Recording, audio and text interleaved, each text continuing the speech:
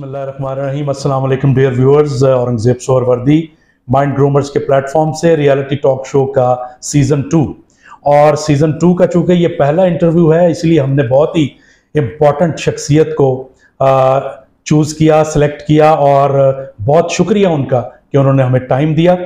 आजकल के ज़माने में, हाईटेक ज़माने में वो एक मिसाल हैं एक एजुकेटेड एनलाइटेंड वुमेन की, और बहुत सारे मुल्कों में भी काम किया उन्होंने, पाकिस्तान में भी काम किया और अभी बहुत सारे प्रोजेक्ट्स कर रही हैं। वो हैं मोहतरमा कंवल चीमा साहिबा। थैंक यू वेरी मच कि आपने हमें टाइम दिया। शुक्रिया आपका भी कि आप आए मेरे ऑफिस। तो सबसे पहले कंवल साहिबा, आपकी अचीवमेंट्स और आपकी चीज़ें इतनी ज़्यादा हैं, कहाँ से शुरू करूँ? तो मैं चाहूँगा कि पहले तो आप थोड़ा मुख्तसरन अपने बारे में बता दीजिए, फिर कौन कौन से आपने प्रोजेक्ट्स किए और फिर हम आएंगे कि अभी आप क्या कर रही हैं। मैं एक मल्टीनेशनल में काम किया है। पाकिस्तान से ही मैंने फास्ट यूनिवर्सिटी से ग्रेजुएट किया था। उसके बाद फिर मैं एम्स्टर्डम चली गई सिस्को के साथ। सिस्को एक मल्टी बिलियन डॉलर कंपनी है, मल्टीनेशनल कंपनी है। I started my career journey with Cisco. Cisco में मैंने काफ़ी सारे रोल्स किए। पहले मैं इंजीनियर थी, उसके बाद आगे जैसे जैसे बढ़ती गई फिर सेल्स में चली गई, फिर सेल्स में अकाउंट डायरेक्टर बन गई, फिर ग्लोबल अकाउंट डायरेक्टर बन गई। वंडरफुल। तो मेरा जो मोस्ट रिसेंट विद सिस्को मैंने काफ़ी दुनिया भी ट्रैवल की। कुछ अर्सा मिडल ईस्ट में काम किया, कुछ अर्सा पाकिस्तान में भी काम किया, एम्स्टर्डम में पहले काम किया। फिर उसके बाद मैं सिडनी चली गई, ऑस्ट्रेलिया चली गई। फिर जब मैं ग्लोबल अकाउंट डायरेक्टर बनी तो फिर मेरे ग्लोबल अकाउंट से तो then I travel the world. Silicon Valley में काफ़ी ज़्यादा मेरे अकाउंट्स से जिनको मैं देख रही थी, तो वो पहली मेरी नौकरी थी सिस्को, और 16 साल मैंने सिस्को में नौकरी की। उसके बाद मैं पाकिस्तान आई 2020 में। फिर मैंने एक टीम के साथ उन्होंने एक कंपनी स्टार्ट किया, उस part of the founding team. फिर हमने वो कंपनी माशाल्लाह जो है वो उसके लिए हमने काफ़ी सारा रेज़ कर लिया, काफ़ी $96 मिलियन अब टोटल रेज़ हो गए। और वो उनके साथ मैंने 2 साल बिल्कुल डेडिकेटेड जो है वो काम किया। मगर फिर उसके बाद जो है ये वाला बिज़नेस जो मैं अभी प्रोजेक्ट कर रही हूँ, ये काफ़ी इस पे मैंने फुल टाइम देना शुरू कर दिया। जी, इसके बारे में भी हम जानना चाहेंगे, क्योंकि अभी तक जो आपने बातें बताई वो तो हर एक के लिए बहुत काबिले तारीफ और फॉलो करने वाली चीज़ है। तो ये माई इम्पैक्ट मीटर का ख्याल आपको कैसे आया और इस सिलसिले में आप कर क्या रहे हैं? माई इम्पैक्ट मीटर का ख्याल ऐसे आया कि जब मैं ऑस्ट्रेलिया में थी, सिस्को में थी, कमा रही थी, तो मुझे ये ख्याल आया कि अपने लिए तो बंदा बहुत कुछ करता है, कमाता है अपने बच्चों के लिए, मगर मेरे आने से इस दुनिया में क्या फ़ायदा हुआ? मतलब मेरी वैल्यू एडिशन क्या है इस दुनिया में? तो इस ख्याल ने मुझे काफ़ी नैग करना शुरू कर दिया। और फिर उसके बाद जब मैं वॉर्स देखती थी या मैं बच्चों की तकलीफ़ें स्पेशली जब देखती थी और बहुत ज़्यादा गुर्बत देखती थी, तो वो मुझे एक चीज़ बहुत ज़्यादा चुभना शुरू हो गई। और उस वक्त मुझे ख्याल आया कि मुझे जो अल्लाह ने सलाहियतें दी हैं, जो अल्लाह ने मुझे स्किल्स दिए हैं और जो रिसोर्सेज दिए हैं, उन सब का सवाल भी होगा जब मैं आगे जाऊंगी कि मैंने वो सब चीज़ें जो है वो किस तरह से इस्तेमाल की, क्या किया दुनिया में, उन चीज़ों के दुनिया को कैसे बेहतर किया। तो कभी कभी इंसान को अल्लाह ताला इतना कुछ दे देता है कि उसको सिर्फ और सिर्फ वो अपने ही ऊपर या सिर्फ अपने फैमिली के ऊपर इस्तेमाल नहीं करना चाहिए, क्योंकि अल्लाह ने उसको ज़्यादा दिया होता है। तो उसको सोचना चाहिए कि मैं इसको और क्या इन चीज़ों के साथ कर सकता हूँ। जी, जैसा कि आपने बताया कि आपको इंसानियत की भलाई का ख्याल आया, तो फिर इम्पैक्ट मीटर के तहत आपने इसको अमली जामा कैसे पहनाया? जब मैं ऑस्ट्रेलिया में ही थी और जब मुझे ये ख्याल आना शुरू हुआ, उस वक्त मैं एक एग्जीक्यूटिव MBA कर रही थी नौकरी के साथ साथ।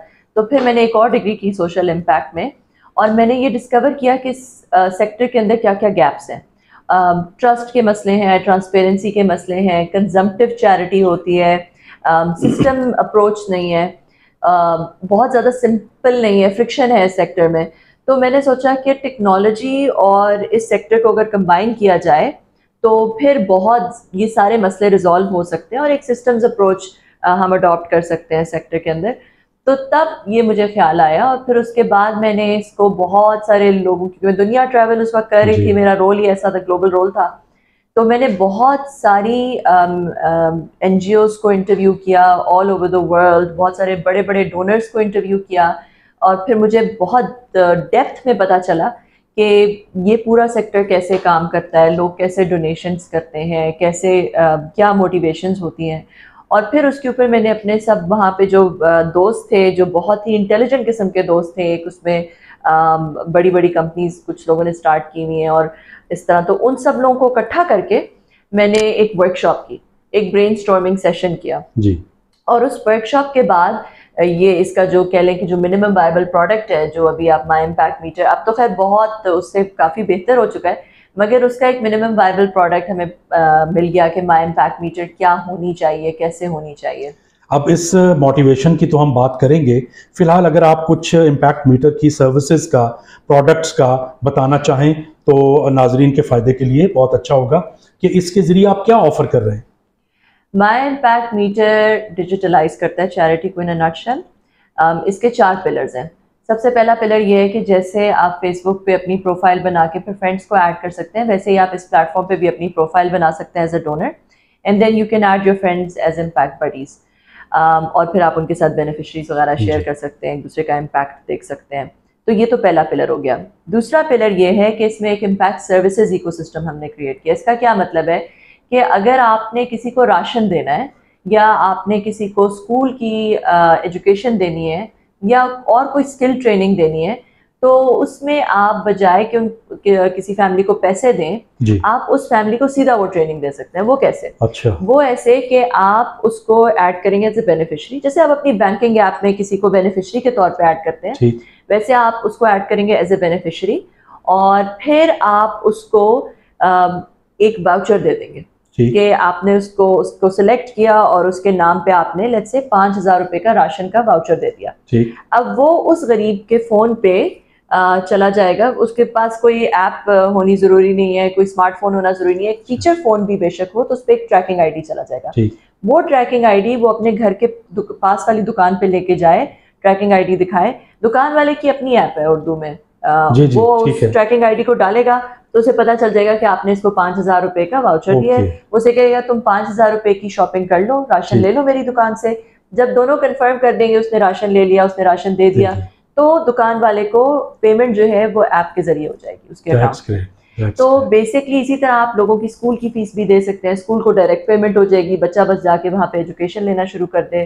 आपने किसी को IT ट्रेनिंग देनी है तो आप वो जाके बच्चा ट्रेनिंग ले ले और ट्रेनिंग सेंटर को फीस डायरेक्ट चली जाएगी, ताकि एक ट्रस्ट क्रिएट हो बेसिकली, कि उसके अंदर जो है वो ना हो कि जो मैंने पैसा दिया वो कहीं पता नहीं कहाँ इस्तेमाल हो गया, शक शुबहात ना रहे। तो ये दूसरा पिलर है। थर्ड पिलर उसका ये है कि हमने सारी NGOs भी हमने आए, अल खिदमत उसमें है, सहारा ट्रस्ट है, मिलियन स्माइल फाउंडेशन है, अल्लाह वाले ट्रस्ट, और बहुत सारी NGOs हैं कि वो अपने कॉजेज और पैकेजेस उन्होंने एक ही जगह सारे डाल दिए। आप उसको, जैसे मॉल होता है ना, मॉल में आपको सारी दुकानें नजर आ रही हैं, तो ये NGOs का मॉल है। आप जाके देख लें कि भाई ये सारी NGOs हैं, उनके क्या क्या कॉजेज हैं, पैकेजेस हैं, वो आप डाल सकते हैं। NGOs जो है वो डिजर्विंग लोगों को वेरीफाई करके भी ऐड कर सकती है, कि जैसे आपने किसी को अगर राशन देना है, आपको नहीं पता कौन गरीब है, तो आप ये भी, आप NGO से भी जाके उनके प्रोफाइल से भी जाके, उन्होंने पहले ही ऐड किए हुए होंगे गरीब लोग, आप उसमें से किसी को चूज करके राशन दे सकते हैं। जैसे अल खिदमत ने पूरे पाकिस्तान से 500 बेवाओं को ऐड किया हुआ है, तो उनमें से आप किसी बेवा को चूज करके, वो वेरीफाइड बेवा है कि वो एक डिजर्विंग मुस्तहिक औरत है जो कि यतीमों का ख्याल रखती है, आप उनको दे सकते हैं। तो इस तरह NGOs का मॉल है। और चौथी चीज ये है कि मेजर ऑफ इम्पैक्ट है। इसका क्या मतलब है कि आप अपने सारा जो आप चैरिटी कर रहे हैं, इम्पैक्ट क्रिएट कर रहे हैं, सारा एक जगह पे देख सकते हैं, बार चार्ट्स, ग्राफ्स के तौर पे, और अपना ज़कात का गोल भी, ज़कात को कैलकुलेट भी कर सकते हैं, ज़कात का गोल भी डाल सकते हैं। और फिर जैसे जैसे आप चैरिटी करेंगे, जिस चैरिटी को आप ज़कात मार्क करेंगे, वो आपका ज़कात का गोल भी ट्रैक करेगा, आपके ज़कात के गोल को भी। फिर आप अपना एक वॉलेट, चैरिटी वॉलेट है, उसमें आप पैसे एक ही दफ़ा डाल दें और फिर वहीं से आप चैरिटी करते रहें। तो ये 4 फीचर्स हैं। हमने बहुत सहूलत बना दी है डोनर के लिए कि वो हर तरह की उसको एक ही जगह पे सहूलत हासिल है, और इस तरह वो। That's great.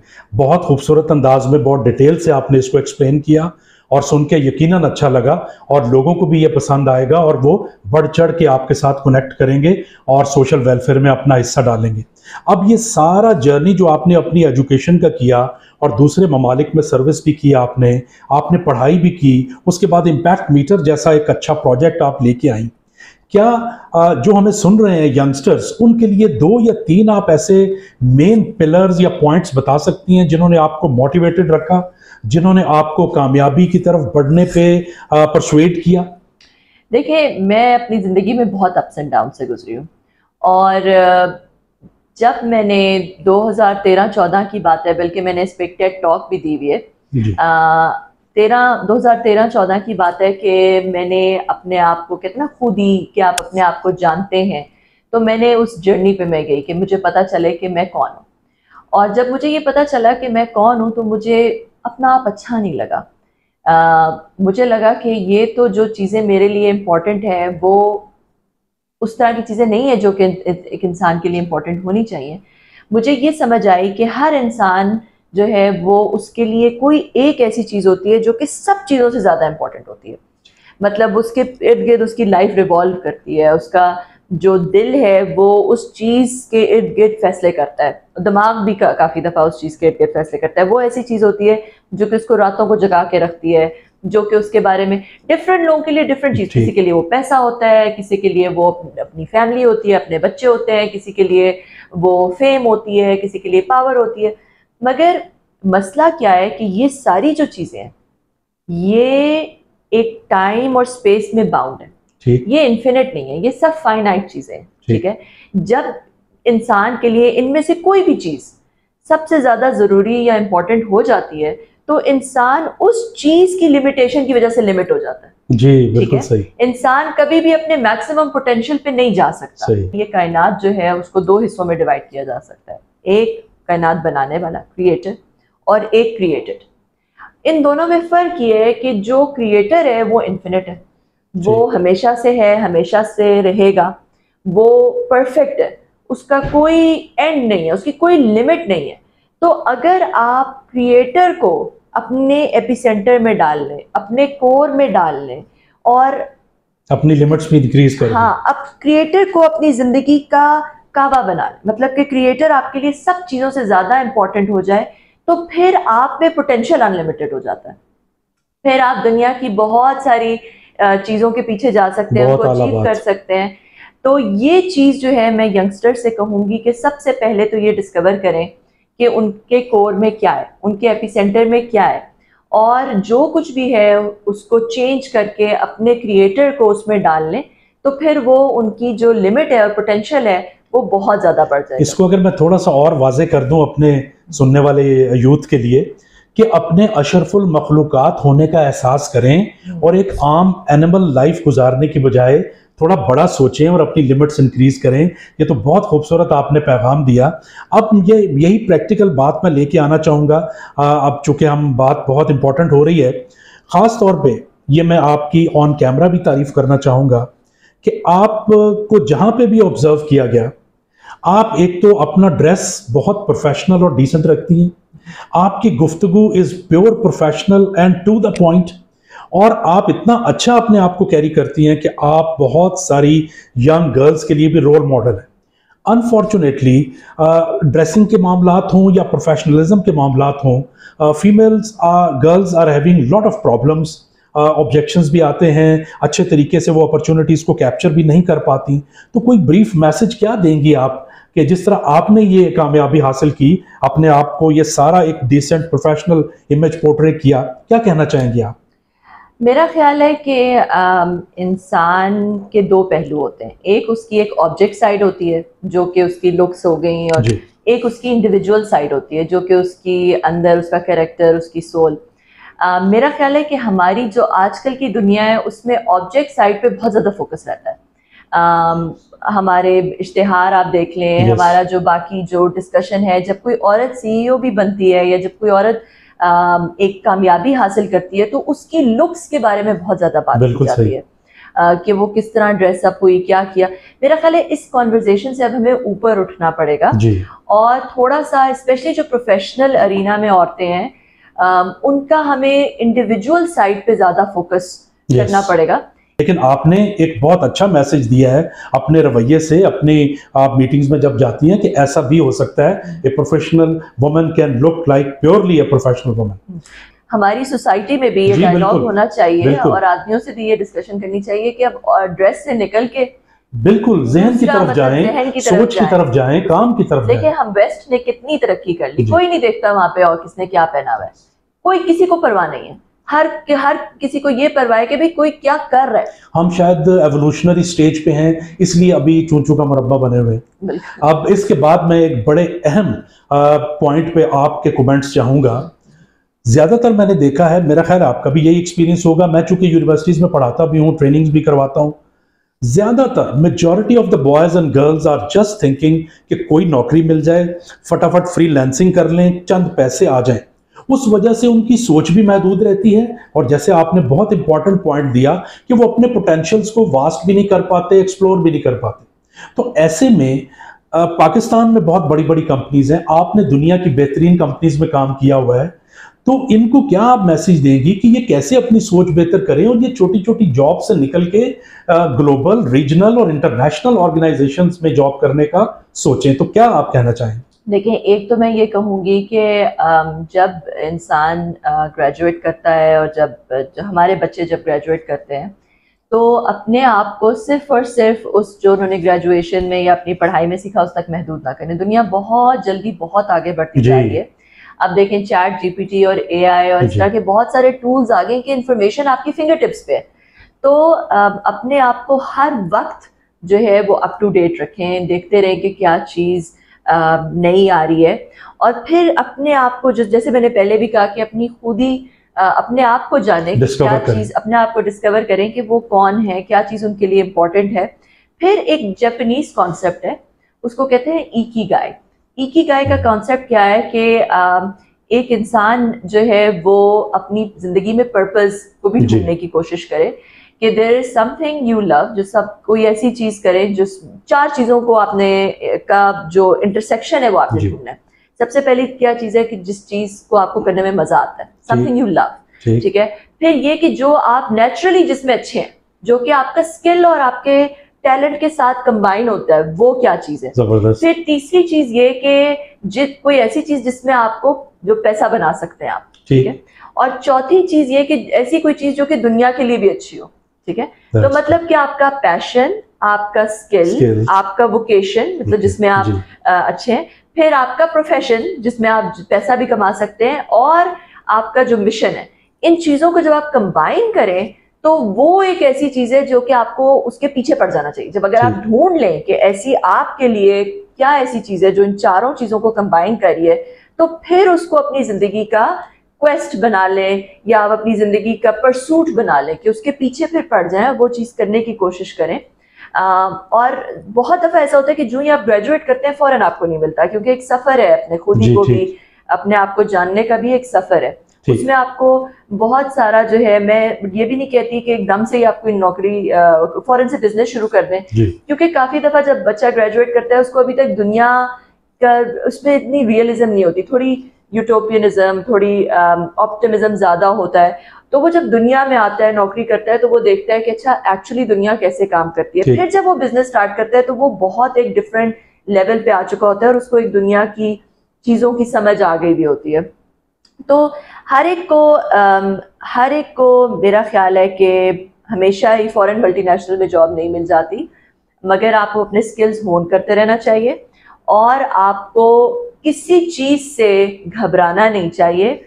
चीज़ सीखते रहें, जो आपको मिल रहा है फौरन शुरू कर दें, बैठे ना रहें कि भाई कोई चीज़ परफेक्शन का इंतज़ार ना करें, काम शुरू कर दें और फिर उसको बेहतर बेहतर अपने आप को बढ़ाते जाएं और अपने आप की अपने लिए जो आपकी इकिगाई है उसको डिस्कवर करने की कोशिश करें। जिंदगी तो एक कांस्टेंट इम्प्रूवमेंट का स्ट्रगल का नाम। दैट्स ग्रेट, बहुत खूबसूरत मैसेज आपकी तरफ से। आखिर पे मैं चाहूँगा कि आप स्पेसिफिकली गर्ल्स के लिए जो कि टेक्नोलॉजी कि दुनिया में आना चाह रही हैं या वैसे कोई काम करना चाह रही हैं, उनके लिए कोई टिप्स, कोई मैसेज देना चाहें, और एंड पे इम्पैक्ट मीटर की तरफ से अगर आप कोई लोगों को मैसेज देना चाहें तो हमें बहुत खुशी होगी। देखिए, गर्ल्स के लिए, बल्कि सब नौजवानों के लिए मैं ये कहूँगी कि अपना टाइम ज़ाया ना करें। ठीक है, सबसे पहले मैंने आपको 2 फिलोसॉफिकल बातें कर ली कि अपने आप, अगर आप अपना कोर जो है वो खुद को पहचाने और अल्लाह को अपने कोर में रख लें, और दूसरा ये कि आप अपनी इकिगाई को डिस्कवर करें। अब अगर हम थोड़े से प्रैक्टिकल टिप्स की तरफ, ये थोड़ी फिलोसॉफिकल बात है, अब अगर हम थोड़े प्रैक्टिकल टिप्स की तरफ जाएं तो मैं ये कहूँगी कि वक्त पे सोएं, वक्त पे जागें, बहुत इंपॉर्टेंट है। मेरी ज़िंदगी का राज है ये कि आप अगर वक्त पे सो जाएं और सुबह बहुत जल्दी सूरज निकलने से पहले जाग जाएं, और वो टाइम जो है वो अपने आप को दें, मेडिटेट करें, अल्लाह से बात करें, अपने आप को जो है वो डिस्कवर करें। एक अपना दिमाग होराइजन आपका बहुत बढ़ जाता है उस वक्त। और फिर रेगुलर एक्सरसाइज, रेगुलर जिसे कहते हैं कि एक कनेक्शन अपने आप से, एक मेडिटेशन जिसे हम कहते हैं, वो रेगुलरली करें, और अच्छा खाएं, क्योंकि देखिए सेहत जो है वो सबसे इम्पॉर्टेंट चीज़ है। और अपनी ज़िंदगी में एक रूटीन लाने की कोशिश करें। ये वो प्रैक्टिकल टिप है कि अगर आप इसको डे इन और डे आउट करना शुरू कर दें तो देयर इज़ नो रीज़न कि आप सक्सेसफुल ना हो। अब देखिए ना, यही आपका कमाल है कि सारी दुनिया इस सवाल के जवाब में करोड़ों रुपया कमाने के तरीके बताती है, कोई टेक्नोलॉजी ऐप डिज़ाइन करने के तरीके बताता है, लेकिन आपने कितने खूबसूरत तरीके से पूरी ज़िंदगी का उठना बैठना और फ़लसफ़ा समझा दिया। इसी तरीके से अगर आप इम्पैक्ट मीटर की तरफ से कोई मैसेज देना चाहें सोशल वेलफेयर के हवाले से तो काइंडली दीजिए। देखिए, इम्पैक्ट मीटर बनाने की एक बहुत बड़ी वजह ये थी कि जो हमारा सेकुलर सिस्टम है उसमें कोई मेजर ऑफ सक्सेस, आपकी कामयाबी का कोई मेजर जो है वो इस चीज़ पे मबनी नहीं है कि आप दुनिया में क्या करके गए। ठीक है, हमारी जो कामयाबी है वो होती है हमारी डिग्रियां कितनी हैं, हमारी नेट वर्थ क्या है, मगर नेट इम्पैक्ट वर्थ नहीं मेजर होती। हाँ, रिलीजन में आपको सवाब ज़रूर मिलता है जब आप अच्छा काम करते हैं, मगर एक सेकुलर सिस्टम में आपके पास कोई विजिबिलिटी नहीं है। तो माई इम्पैक्ट मीटर में हमने हर एक का इम्पैक्ट मेजर करना शुरू कर दिया है, आपका एज एन इंडिविजुअल अपने लिए भी, और आप और जो NGOs काम कर रही हैं उनका भी इम्पैक्ट मेजर हो रहा है। तो इस तरह और एक सिस्टमैटिक तरीके से हम गुर्बत को ख़त्म करना चाह रहे हैं। आजकल हम एक कैंपेन रन कर रहे हैं, एंड पॉवर्टी इन पाकिस्तान, जिसमें हम कह रहे हैं कि भाई 40 मिलियन ऐसे ख़ानदान हैं पाकिस्तान में जो कि गुर्बत में फंसे हुए हैं। ठीक है, और अब पिछले जो इकोनॉमिक क्राइसिस आया है उससे 40 से उठ के कोई 45-46 मिलियन तक वो नंबर पहुंच गया। ठीक है, तो हम ये कह रहे हैं, मगर देखिए पाकिस्तान की आबादी तो 220 करोड़ इससे भी ज़्यादा है। तो अगर आप जो है वो एक ख़ानदान जिसको अल्लाह ने दिया है, वो एक ऐसे ख़ानदान को अडॉप्ट कर लेता है जिसको अल्लाह ने नहीं दिया, तो गुर्बत ख़त्म हो जाएगी।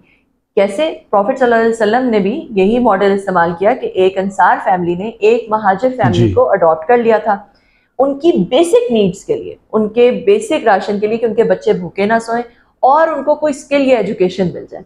ठीक है, क्योंकि हमारे ये जो 40 मिलियन ख़ानदान है या 45 मिलियन ख़ानदान है, ये नस्ल दर नस्ल गुर्बत का शिकार है।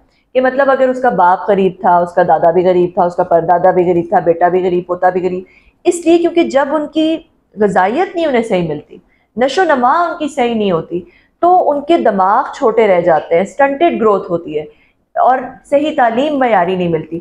जब वही बच्चा बड़ा होता है तो उसकी ग्रोथ सही नहीं हुई होती, तो वो ऐसे बंदे से compete नहीं कर सकता जो कि इस तरह की डिसएडवांटेज की साइकिल से नहीं गुजरा। तो क्या होता है कि वो गुर्बत में धंस जाता है।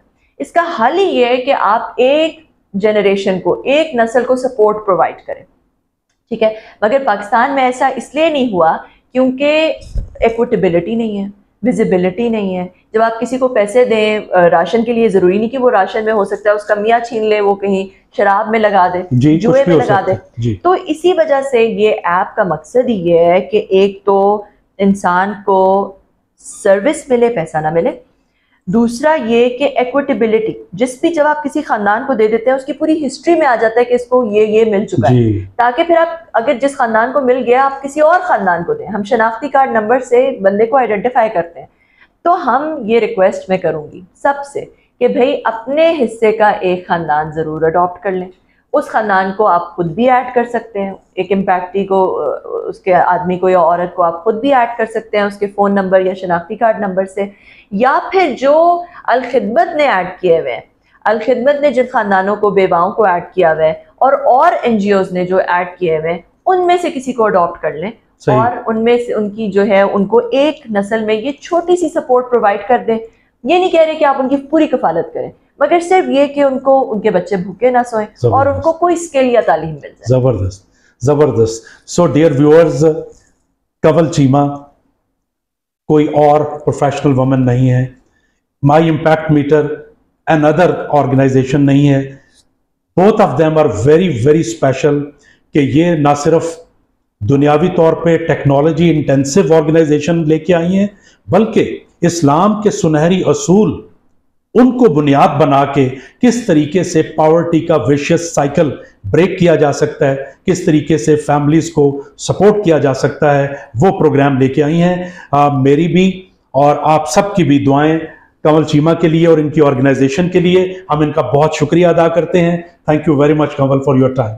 Thank you so much for coming. Thank you, nice of you.